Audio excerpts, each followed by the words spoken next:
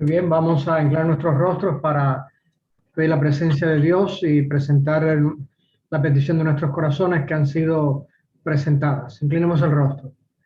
Querido Dios y Padre nuestro, te damos gracias por tus bondades, tus bendiciones, por el privilegio de ser tus hijos, por el privilegio de poder congregarnos a través de este medio, de la sala virtual de Zoom, desde diversos lugares, para estar en comunión contigo, para alabar tu nombre, para presentar la petición de nuestro corazón e igualmente interceder por la de otras personas.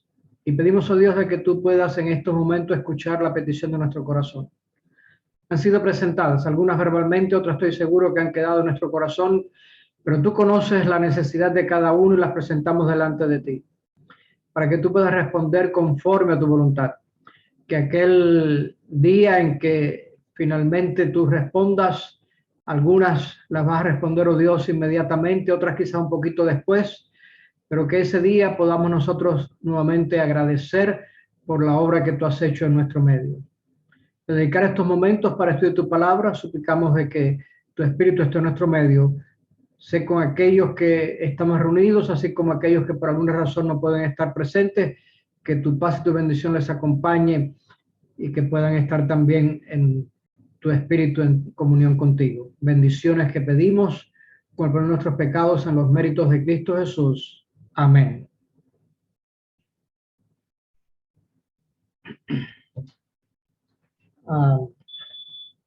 Quiero iniciar el tema de esta noche leyendo 2 o 3 textos bíblicos que en una medida forman la base para la meditación que queremos tener. Y el primero lo encontramos allí, a ver algún voluntario o voluntaria que nos lo lea en Apocalipsis capítulo 22, versículos 11 y 12.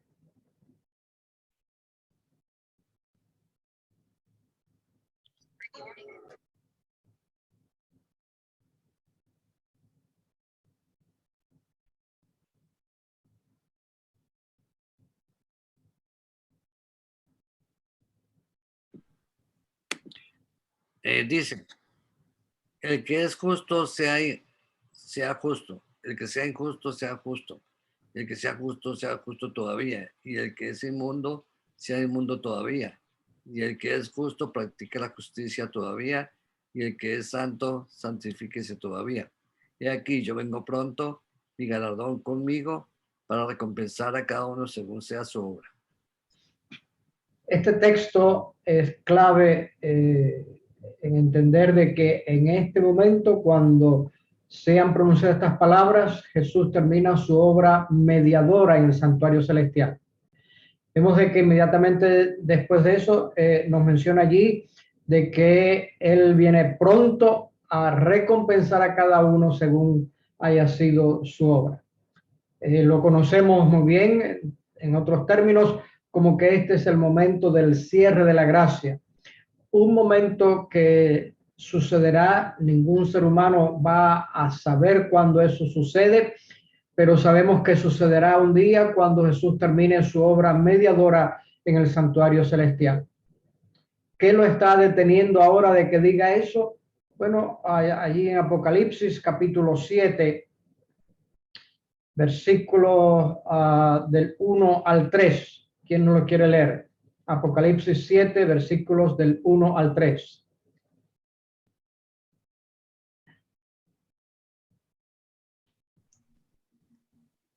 Y después de estas cosas, vi 4 ángeles en pie sobre los 4 ángulos de la tierra, deteniendo los 4 vientos de la tierra, para que no soplase viento sobre la tierra, ni sobre el mar, ni sobre ningún árbol.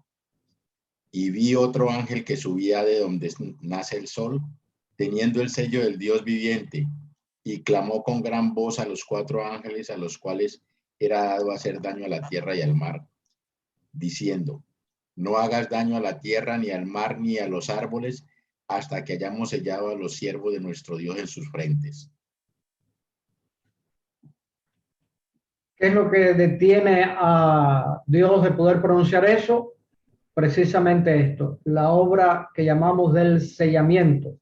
Dios está preparando, se ha estudiado en otros momentos lo que es el sellamiento, no es tópico para esta noche, pero Dios está llevando esa obra de estar sellando a su pueblo, y una vez que se hayan sellado a su pueblo, entonces habrá terminado. Quiero poner otro texto que pueda poner aquí en balance, y ese lo encontramos allí en San Mateo, capítulo 28. San Mateo, capítulo 28.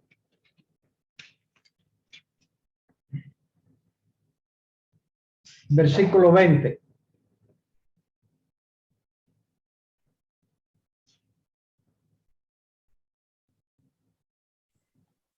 Y dice así: enseñándoles que guarden todas las cosas que os he mandado, y he aquí que yo estoy con vosotros todos los días hasta el fin del mundo. Amén. De alguna forma, muchos han sacado la conclusión de que cuando Jesús pronuncie las palabras que leímos allí en Apocalipsis 22 y termine su obra mediadora, de que de ahí hasta que Jesús venga, un tiempo que la Biblia, la profecía, no indica cuánto tiempo pasará. Se sobreentiende que puede pasar un corto tiempo, pero cuán corto, cuán largo, no se sabe. Piensan de que tendríamos que estar viviendo sin intercesor, habiendo dicho de que se han sellado, termina esa labor en Jesús allá, y que estaríamos. Yo quiero poner aquí como base también lo que Jesús dijo de que Él estaría con nosotros hasta el fin del mundo. De tal manera de que queremos empezar a analizar un poquito este tópico de estar viviendo sin intercesor. Es importante porque hemos estado analizando los mensajes de los tres ángeles. Si nosotros vemos el mensaje de los tres ángeles, y que hemos estado tomando diversos ángulos, hemos estado hablando de Babilonia, lo que es Babilonia. El segundo ángel habla de eso. Apocalipsis 18 nos habla precisamente ese gran clamor de salir de Babilonia. Apocalipsis 14 nos presenta que al terminar, por así decirlo, el efecto del mensaje de los tres ángeles, viene la segunda venida de Jesús. Así que siguiendo dentro de este contexto que tenemos. Ahora, cuando analizamos la Biblia, queremos también ver un poquito lo que la Escritura de Profecía menciona. Y vemos de que Elena de White realmente hace una serie de declaraciones teológicas importantes sobre el cese de la mediación de Cristo en favor de los pecadores. Estas declaraciones teológicas las vamos a estar mirando un poquito en detalle en la próxima semana. De momento simplemente valga mencionar aquí es la intercesión que Cristo hace en favor de los pecadores allá en el templo celestial, poco antes de su regreso en gloria. Algunos han interpretado en el sentido de que los creyentes vivirán durante el tiempo de angustia sin acceso a la suficiente gracia de Cristo. Repito aquí de que algunos interpretan esto como que los creyentes van a estar viviendo este tiempo, el tiempo de angustia, sin tener acceso a la gracia de Cristo. Esta interpretación, por supuesto, crea miedo. ¿Cómo va a estar yo viviendo sin la intercesión de Cristo? Inclusive crea ansiedad, y estoy seguro que más de uno habrá conocido, o quizás al estar pensando en esto le haya producido precisamente ese miedo y ansiedad, y que esa ansiedad destruye, por así decirlo, la certeza de la salvación en nuestras vidas. El evangelio de la salvación a través de la fe en Jesús casi se deja a un lado, y en cambio lo que se hace es que se pone allí en énfasis en los logros humanos, de tal manera que un estudio detallado de las declaraciones de Elena de White va a indicar que durante el tiempo de angustia el pueblo de Dios dependerá completamente del poder expiatorio de la cruz de Cristo Jesús. Permítame un momentito, están llamando a la puerta, no hay nadie aquí, déjenme saber, así que perdón un momentito, déjenme abrir.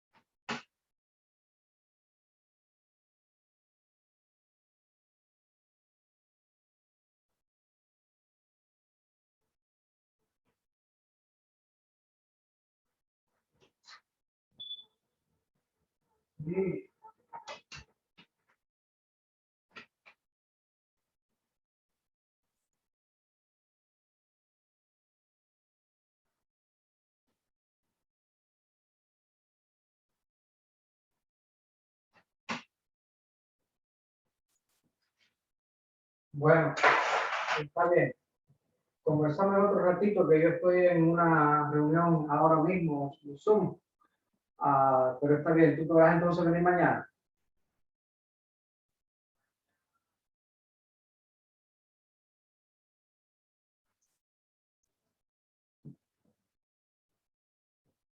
Ok, mándame un mensaje de texto.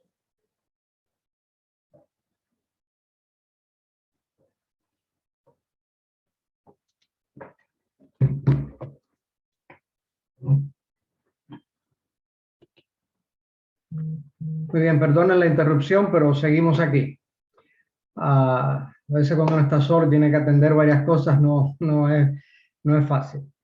Estábamos viendo de que cuando estos pensamientos vienen y esa interpretación, lo que hacemos es de que el Evangelio de Salvación a través de la fe en Jesús casi lo dejamos completamente a un lado y ponemos entonces énfasis en el logro humano.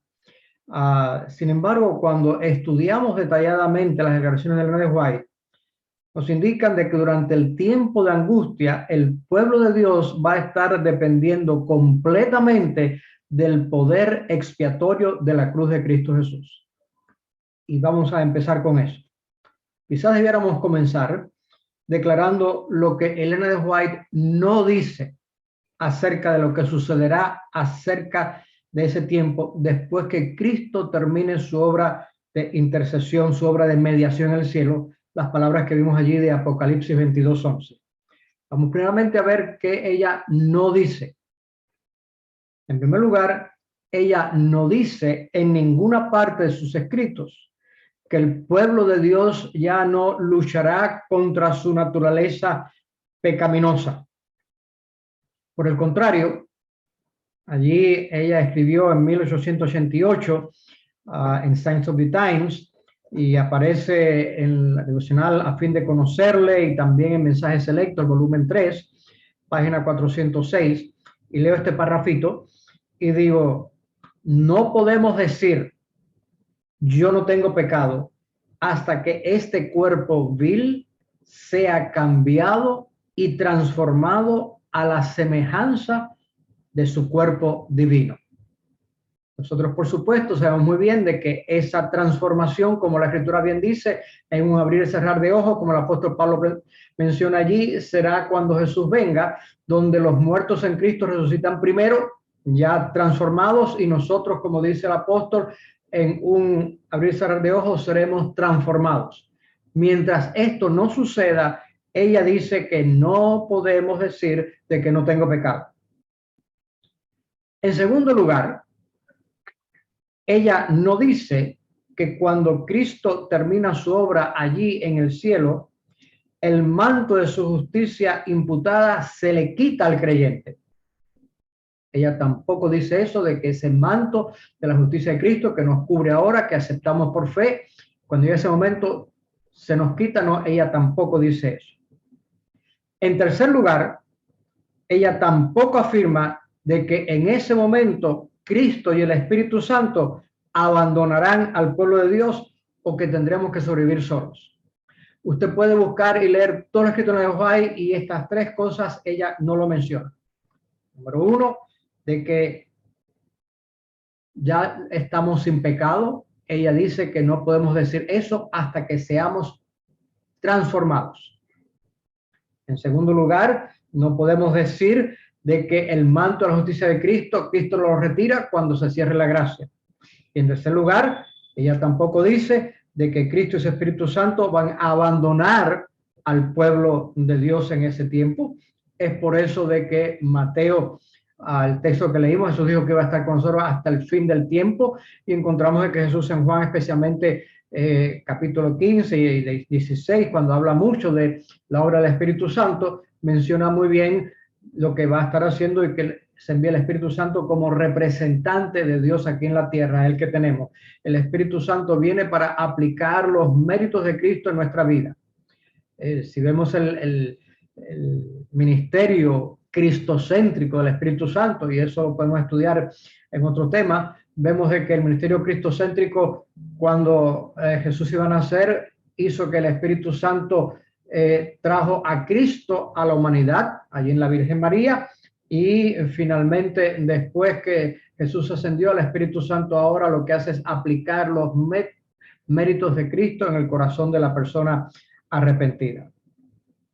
¿Qué es lo que escribe Ellen White al respecto? Y vemos allí, ella escribió en el manuscrito número 1 del 24 de marzo de 1849. Estas palabras fueron después escritas en el libro Primeros Escritos, página 43. Están también en el devocional Hijos e Hijas de Dios en la página 344. Ella dice allí: vi una cubierta que Dios extendía sobre su pueblo para protegerlo en tiempo de aflicción. Y toda alma que se hubiese decidido por la verdad y fuese de corazón puro, había de ser cobijada por la cubierta del Todopoderoso. Alabado es el nombre de Dios. Ella está hablando específicamente de este tiempo de aflicción y dice que toda alma que hubiese decidido por la verdad, y yo oro y confío de que tú y yo y muchos otros más hayamos decidido por la verdad. Ella dice que estarán cobijadas por la cubierta del Todopoderoso. Sigue diciendo ella: Satanás sabía esto y obraba con gran poder para mantener vacilantes y perturbados acerca de la verdad a tanto como le fuese posible. De tal manera que podemos concluir aquí de que si en tu experiencia cristiana has tenido aquí, estado vacilante y perturbado porque en ese momento Dios no estará contigo, tú estás siendo víctima del engaño de Satanás. Y queremos aquí, al estar mirando el mensaje final que tenemos que dar, un claro así dice Jehová de lo que tenemos nosotros delante de nosotros. Por lo tanto, cuando Cristo concluye su obra allí en el santuario celestial, proporciona pleno y completo perdón y justificación a sus fieles seguidores. Notemos aquí lo que dice aquí el Conflicto de los Siglos, y estoy tomando aquí un par de palabras, frases de la cita que quiero estar leyendo aquí ahora. Dice allí en la página del Conflicto de los Siglos, página 475, y dice: Cristo pide ahora que este plan sea llevado a cabo como si el hombre no hubiese caído jamás. Pide para su pueblo no solo el perdón y la justificación plenos y completos, sino además participación de su gloria y un asiento en su trono. Conflicto de los Siglos, página 475. Vuelvo a repetir la cita. Cristo pide ahora que este plan sea llevado a cabo como si el hombre no hubiese caído jamás. Esta es la justificación que Dios hace, donde se nos considera como si nunca hubiéramos pecado. Y cuando se nos pide que seamos tratados así, nos dice que ahora Cristo pide por su pueblo no solamente el perdón y la justificación pleno y completo, sino además la participación de su gloria y un asiento en su trono. Mis amados, cuando yo empiezo a leer esto, yo me emociono cantidad. Digo, alabado sea el nombre de Dios, porque en medio de nuestra condición podemos estar seguros de lo que Dios está haciendo. Cada vez que nosotros estamos aquí, por eso el corito dice, fija tus ojos en Cristo, porque en Cristo está toda nuestra salvación. ¿Cuál va a ser entonces la experiencia del pueblo de Dios? El fin del papel de la intercesión de Cristo allí en el santuario celestial significa que el Espíritu Santo se retirará de los impíos. Los impíos serán abandonados en manos de Satanás. Caerán entonces las 7 últimas plagas y Satanás intentará exterminar al pueblo de Dios. Bueno, resumiendo un poquito esto, y conocemos estudio en profecía, pero permíteme leerte lo que Juan menciona aquí en Primeros Escritos, página 280. Y la sierva de Dios dice, al salir Jesús del lugar santísimo, cuando sale, habrá pronunciado las palabras de Apocalipsis 22:11 que leímos al principio. Dice, oí el tintineo de las campanillas de su túnica. Eso nos tiene que llevar a cuando estamos estudiando el santuario en el antiguo Israel, como Dios dijo que la vestimenta del sacerdote debía tener esas campanillas para que la gente escuchara cuando se movía adentro para saber que estaba vivo y estaba ministrando allá. Y dice, oí el tintineo de las campanillas de su túnica. Y dice allí, una tenebrosa nube cubrió entonces a los habitantes de la tierra. Ya no había mediador entre el hombre culpable y un Dios ofendido. Apocalipsis lo dice bien claro. Allí se selló. El que es justo, ese va a seguir siendo justo. El que es injusto va a seguir siendo injusto. Ya no hay más mediación. Mientras, sigue diciendo la cita allí, mientras Jesús estuvo interpuesto entre Dios y el pecador, tuvo la gente un freno, pero cuando dejó de estar entre el hombre y el Padre, desapareció el freno y Satanás tuvo completo dominio sobre los finalmente impenitentes. Apocalipsis 7, que leímos al principio, vemos allí que los 4 ángeles están diciendo, los 4 vientos allí, que por favor detengan para que no venga destrucción, no venga el asunto hasta que hayamos sellado. Y una vez que hayamos sellado, pues viene aquí, es lo que ella está describiendo acá en los textos que tuvimos allá. Dice, era imposible que fuesen derramadas las plagas mientras Jesús oficiase en el santuario. Algunos preguntan, estoy haciendo pequeños paréntesis en la cita, si esto es una de las plagas finales, que hace tanto calor, encontramos de que las plagas dicen que el sol calienta mucho, las pandemias que vienen, etcétera, etcétera. Permítame decir de que nada de eso son las 7 últimas plagas, porque las 7 últimas plagas caen después de que Cristo haya terminado su mediación, su intercesión.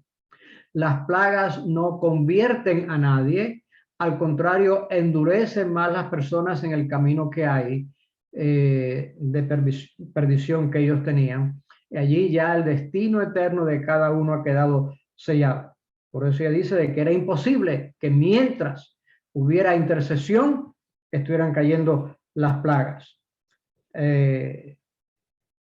Dice, pero al terminar su obra allí, en el santuario, y cesar su intercesión, nada detiene ya la ira de Dios que cae furiosamente sobre la desamparada cabeza del culpable pecador que descuidó la salvación y aborreció las reprensiones.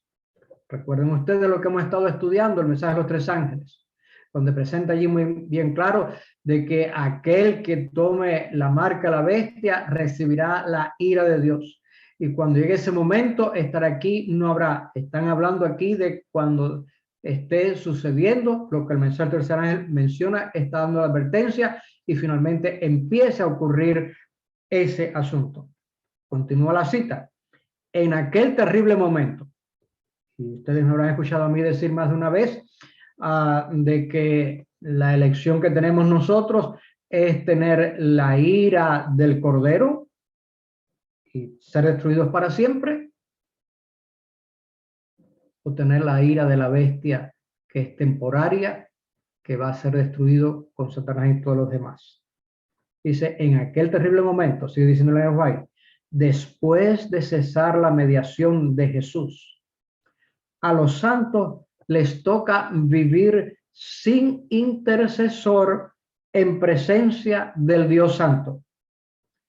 Había sido decidido todo caso y numerada cada joya. Detúvose un momento Jesús en el departamento exterior del santuario celestial y los pecados confesados mientras él estuvo en el lugar santísimo fueron asignados a Satanás, originador del pecado, quien debía sufrir su castigo. Recuerden ustedes que han estudiado el santuario, el día de la expiación, de cómo al terminar el día, terminando ese día, se tomaban 2 machos cabríos, uno por Jehová y otro por Azazel. El de Jehová se sacrificaba, el de Azazel finalmente el sacerdote colocaba su mano sobre la cabeza, ponía los pecados de todos el pueblo allí y era enviado con un emisario al desierto para que allí pereciera, indicando que el real tiene que pagar por el pecado y responsable del pecado no somos tú y yo, si nos arrepentimos y nos acercamos a la cubierta de la justicia de Cristo. Satanás finalmente lleva la culpa de todo. Pero como dice aquí, finalmente lleva allí los pecados confesados mientras estuvo en el lugar santísimo, ahora se les asigna a Satanás. Jesús perdona los pecados, él no es el originador de los pecados. Llegará el momento en que se le dará al debido dueño el pecado y ese es Satanás. En ese momento, mis amados, y aquí termina la cita que he estado leyendo y haciendo comentarios mientras leía, en ese momento el pueblo remanente de Dios pasará por un periodo de angustia temiendo ser exterminado, sintiendo que Dios los ha abandonado y preocupado por su indignidad espiritual. ¿Por qué? Porque cuanto más cerca estamos del modelo de Jesús, más indignos nos vemos. Cuanto más lejos estamos de Jesús, nos dice, oye, qué bueno, qué bien soy yo. Yo soy tremendo tipo. Soy bárbaro aquí. La verdad que yo soy un cristiano digno de imitar. Eso lo dice aquel que está alejado de Cristo. Pero el que está cercano de Cristo, cuanto más cercano, cada día está viendo más fallos y defectos que Jesús tiene que cubrir y cambiar en nuestra vida. De tal manera que eso nos hace sentir ese sentimiento de abandono, preocupados por nuestra indignidad espiritual. ¿Por qué Dios permite que pasemos esto? ¿Cuál es el propósito? Dios usa esta experiencia para refinarnos. Notemos aquí de nuevo Conflicto de los Siglos, página 605. En el cual dice, el amor de Dios para con sus hijos durante el periodo de su prueba más dura, es esta que estamos hablando en el futuro, es tan grande. De nuevo, el amor de Dios en esta prueba tan dura es tan grande y tan tierno como en los días de su mayor prosperidad. En el día que tú sentías que Dios te amaba mucho, así y más todavía es el amor de Dios en estos días que hay. Dice, pero necesitan, y aquí está la frase que nos indica, necesitan pasar por el horno de fuego, debe consumirse su mundanalidad para que la imagen de Cristo se refleje perfectamente. Es Jesús quien hace la transformación en nuestras vidas mediante esto. De tal manera que el pueblo de Dios ora día y noche por su liberación. Recordemos de que, como dice la Escritura, para Dios 1000 años es como un día, pero nosotros el tiempo cuenta mucho. Cuando tenemos un dolor, cuando tenemos una angustia, los segundos parecen minutos, los minutos parecen horas, Las horas parecen días, los días parecen semanas. Simplemente podemos después estar mirando hacia atrás, hacia cuando pasamos eso, y vemos de que finalmente fue por un corto espacio de tiempo, pero mientras estamos en medio del dolor, el tiempo parece que se detuvo, que es insoportable. De tal manera de que durante ese tiempo estaremos finalmente temiendo ser exterminados y orando día y noche por nuestra liberación. ¿Qué es lo que hace Satanás? No tenemos tiempo esta noche, pero allí en Zacarías capítulo 3 encontramos de que la obra de Satanás es estar acusándonos y presentando delante de nosotros los pecados que hemos cometido. Lamentablemente, para ti y para mí, en estos momentos, mucho de lo que Satanás dice es verdad, porque él va a señalar los errores que tú y yo hemos cometido. Él los conoce. Nos va a insinuar de que nuestro caso no tiene remedio debido a nuestros muchos pecados. De manera que nosotros somos tentados a mirarnos a nosotros mismos.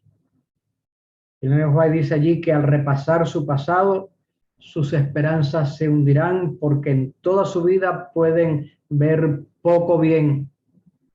De aquí que es imposible nosotros poder pasar esta experiencia mirando a la vida impecable que yo pueda llevar. Porque tú y yo, especialmente en ese momento, vamos a estar plenamente conscientes de nuestra debilidad y de nuestra indignidad. Sin embargo, y aquí hay un sin embargo, un pero, aquellos hijos de Dios eligen en ese momento confiar en la obra expiatoria de Cristo por ellos. Y yo te invito a que ahora tú comiences nuevamente a estar escogiendo poder confiar no en tus méritos, no en tu obra, no en lo que tú haces, sino en la obra expiatoria de Cristo, para que Él no solamente pueda cubrir tus defectos, sino que pueda ir transformando tu vida y cada día tu vida pueda ser la realización más y más de su voluntad. Cuando hablamos de esto, y de nuevo estamos teniendo un tema introductorio, aquí vamos a estar estos mismos detalles profundizándolo, lo vamos a estar viendo en PowerPoint cuando estemos mirando más en detalle la próxima semana, Dios mediante. Cuando estemos allí, vamos a estar mirando la experiencia de Jacob. Recuerden ustedes que Jacob, aquel que era engañador y demás, como Dios lo estuvo bendiciendo a pesar que lo engañaron, la noche de bodas, etcétera, etcétera, el sueldo. Y finalmente cuando va regresando de vuelta, se entera que su hermano que había jurado matarlo, venía con 400 guerreros. Jacob venía con todos los animales que no caminan rápido, venía con toda la gente de su tribu, venía con los niños, venía con sus esposas. El camino era lento. De aquí vienen 400 hombres armados. De tal manera de que allí viene uno y se le presenta a Jacob y Jacob está luchando. Sabemos por la historia que era el ángel de Jehová.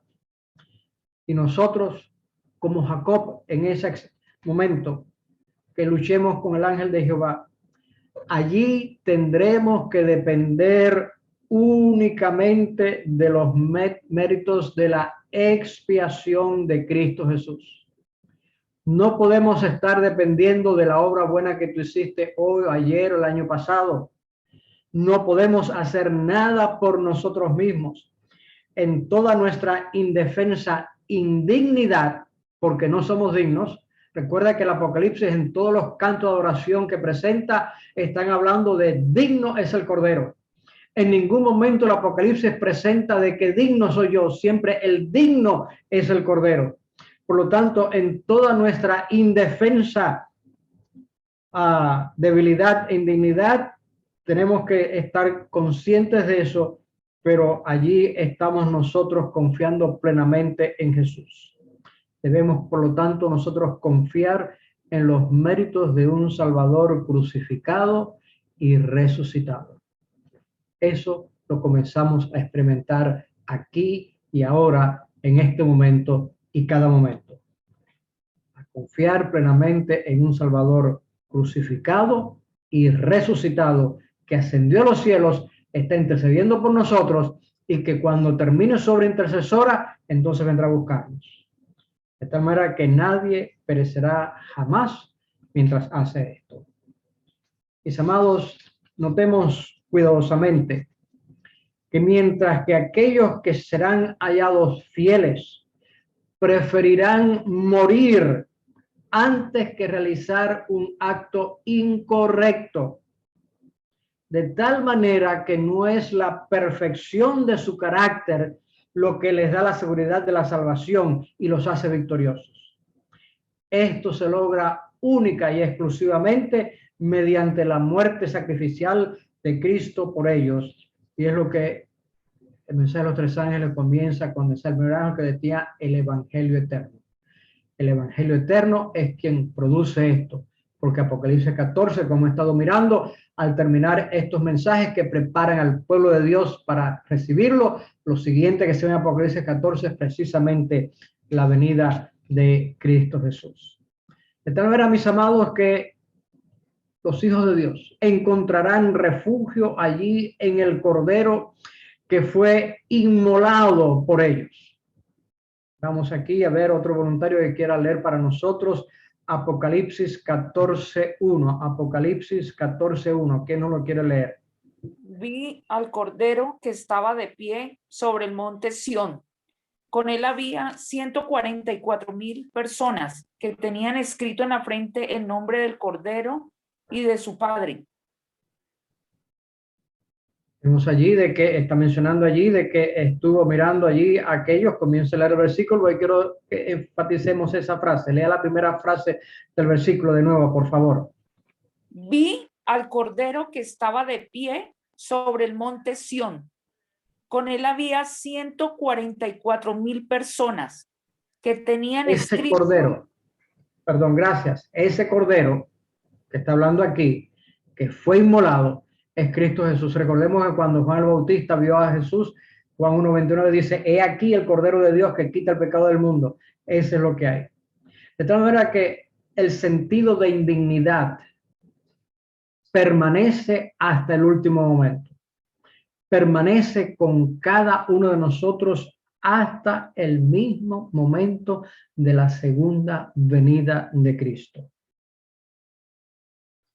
Y durante ese tiempo, cuando vemos venir a Jesús y vemos allí a Jesús, finalmente nos entra ese temor, ese pavor, y viene la expresión, ¿quién podrá estar en pie? Y estamos haciendo eco de pasajes bíblicos. Y podemos decir, ¿está mi manto impecable para poder estar ahora que es lo que estoy viendo, la presencia de Dios? Y Jesús responde, bástate mi gracia. La gracia de Cristo que nos ha sostenido a través de todo el tiempo es la que nos sostiene en ese momento final. Mis amados, la gracia todavía está disponible para el pueblo de Dios durante el tiempo de angustia, lo que significa que la obra expiatoria de Cristo por ello sigue siendo eficaz. Lo que Él comenzó, el que comenzó en nosotros la buena obra, la terminará, lo hará. ¿Cómo nos podemos preparar para este tiempo de angustia? De nuevo, y con esto vamos a estar concluyendo un poquito esta introducción que vamos a estar mirando, repasando algunas cosas y más detalles en la próxima semana. Porque ahora Ellen G. White nos anima a aprender a vivir ahora de la forma en que tendremos que vivir durante el tiempo de angustia. Eso no lo vamos a aprender en ese momento. Lo aprendemos ahora, mientras estamos viviendo en tiempos de libertad, por así decirlo, en tiempos de paz, en tiempos en que podemos hacer que no estamos en medio de eso. En relación con esto, ella habla de esa perfección cristiana como la obra de quitar el pecado. Y ella agrega de que esta obra se presenta más claramente en los mensajes de Apocalipsis 14, del cual hemos estado mencionando. Por lo tanto, para lograr este propósito, para poder alcanzarlo aquí, los mensajes de los tres ángeles, como hemos mencionado otras veces, deben ser aceptados, deben ser puestos en práctica, deben ser compartidos con otros. Estos mensajes están finalmente diseñados por Dios para prepararnos a nosotros y preparar al mundo para la segunda venida de Cristo. Por lo tanto, no es simplemente recitar una cosa con fechas y datos proféticos, es vivirlo en nuestra experiencia. Y de eso tuvimos un tema no hace mucho, de cómo significa para nosotros vivir los mensajes de los tres ángeles. Más específicamente, declara que nosotros debemos desechar el pecado al ser justificados por la fe en Cristo y por la obediencia a los mandamientos de Dios. Eso es lo que Apocalipsis 14:12 menciona al estar cerrando el mensaje de los tres ángeles. ¿Quién nos quiere leer allí Apocalipsis 14:12?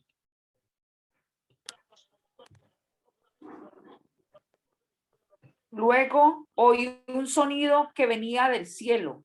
Era como el sonido de una cascada, como el retumbar de un fuerte trueno. Era un sonido como el de muchos arpistas tocando sus arpas. ¿Se leyó Apocalipsis 14:12? Perdón, 12. Aquí se verá la fortaleza del pueblo santo, de aquellos que cumplen sus mandamientos y son fieles a Jesús. El texto que hemos escuchado constantemente.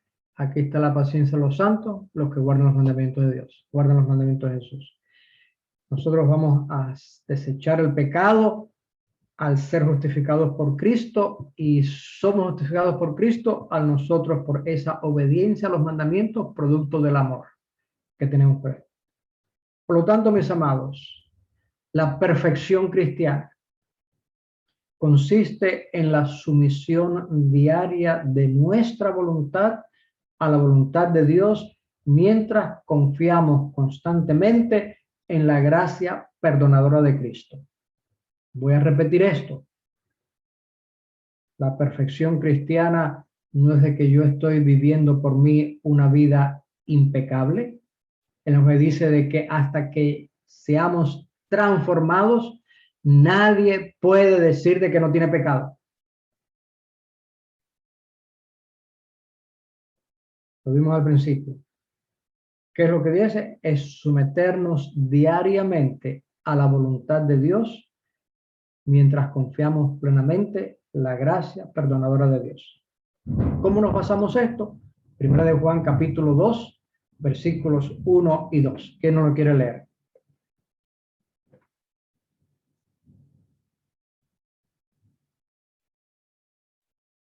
Primera de Juan capítulo 2, versículos 1 y 2. Hijitos míos, estas cosas os escribo para que no pequéis. Y si alguno hubiere pecado, abogado tenemos para con el Padre a Jesucristo el justo. Y él es la propiciación por nuestros pecados, y no solamente por los nuestros, sino también por los de todo el mundo. Amén. ¿Para qué Dios estuvo dando lo que está en su palabra? ¿Cuál es el propósito? Hijitos míos, estas cosas escribo. ¿Para qué cosa? ¿Para que pequemos? No, para que no pequemos. Pero, lamentablemente, la naturaleza pecaminosa, esa lucha estará hasta el momento de la transfiguración. Nadie puede decir de que está libre de pecado hasta que sea transformado por Cristo Jesús. Vemos aquí que en ese momento la gracia de Cristo nos perdona. ¿Qué es lo que hace la persona que constantemente está sometiendo su vida a la voluntad de Cristo? Porque esa es la perfección cristiana. Tan pronto encuentro algo, me arrodillo, pido perdón, le pido a Dios que me capacite, que me cambie, que me saque ese deseo para yo vivir una vida cristiana victoriosa. Concluyo con esta pregunta, que estaremos ampliando más la próxima vez. Entonces, ¿cuál es el propósito de la perfección cristiana? es para yo estar impecable y yo poder entonces entrar al cielo porque ya no tengo ninguna falta. Si eso fuera, tendríamos que cambiar un poquito el Apocalipsis y cuando estemos allá en el cielo, decir, digno es el Cordero, y un poquito digno yo que también estuve haciendo esto para alcanzar la salvación. ¿Ustedes creen que ese escenario que acabo de pintar aquí va a suceder alguna vez en la eternidad? Cuidémonos de pensar en esto, porque el Apocalipsis menciona que aquel que añade o quita no tiene la bendición de Dios. Y yo lo pongo aquí para hacer claro el argumento. Quien es únicamente digno de todo es Cristo Jesús. ¿Quiere Cristo Jesús que vivamos una vida de pecado? No, para eso Él vino. ¿Y para qué sirve entonces ahora? A el propósito de la perfección cristiana no es capacitarnos para ser victoriosos en ausencia de la mediación de Cristo en ese poquito tiempo al final de la historia, sino para capacitarnos para ser más efectivos en nuestro servicio a los demás. La perfección cristiana, por lo tanto, busca ahora, a través del poder del Espíritu, transformarnos a la semejanza de Jesús. El propósito de esta perfección cristiana busca, a través del Espíritu, capacitarnos para ser servidores efectivos de Dios en nombre de todos los demás. Por lo tanto, la salvación no es obra nuestra, sino que es el resultado del sacrificio de Cristo. Que cuando llegue ese momento, y cuando finalmente nos presenta que finalmente veamos a Cristo y estemos todos atemorizados de que cómo voy a estar frente, mis ojos están viendo al Santo y Sublime, que podamos escuchar lo que hoy aprendimos a vivir. Bástate mi gracia. Que Dios nos bendiga.